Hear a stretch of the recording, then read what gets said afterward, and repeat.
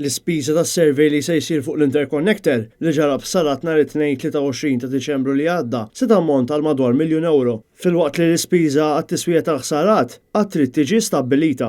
It-tiswiet tant se jdumu li fil-konferenza tal-aħbarijiet li l Malta sejħet b'urġenza fis-7 ta' filgħaxija lejlet l-aħħar tas-sena hija ġabet kull skuża biex tiġġustifika d-dewmien bil-poplu Malti u Awċi se jkollu jħallas ukoll €150,000 kuljum jew aktar minn €1,000,000 fil-ġimgħa biex jagħmel tajjeb għal pjan ta' riserva għall provvista tal-elettriku.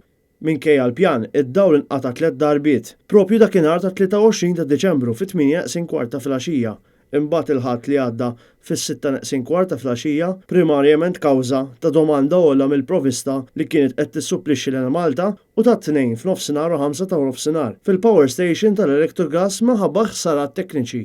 F'każ li s-sitwazzjoni tippersisti sas-sajf jew sitwazzjoni simili tirrepeti ruħha fis-sajf, l-unika assigurazzjoni ta' provvista tal-elettriku li tat lil Malta kienet f'każ li l-impjanti kollha jaħdmu. Sara f'xi wieħed mill-impjanti lokali tkompli tara s-sitwazzjoni.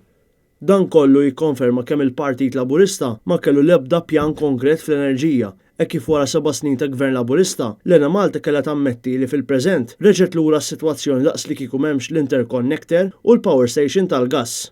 Minkejja xi studji li qed isiru bħalissa għall-istrateġija 2020-2035 mistoqsija minn Netnews x'pjanijiet għandha lil Malta f'każ ta' ħsarat mill-ġdid fl-interconnector jew xi impjant lokali quddiem id-domanda dejjem tiżdied għall-elettriku, it-tmexxija farfret fuq spallejn il-Ministru tal-Enerġija Joe Mizzi biex jiggwidhom jekk jinvestux f'interconnector ġdid jew power station oħra.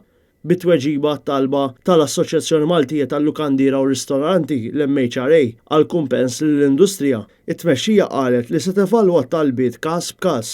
Iżda biex tfarfar, it-tmexxija qalet li hija kostretta timxi mar-regolamenti tal-provvista tal-elettriku.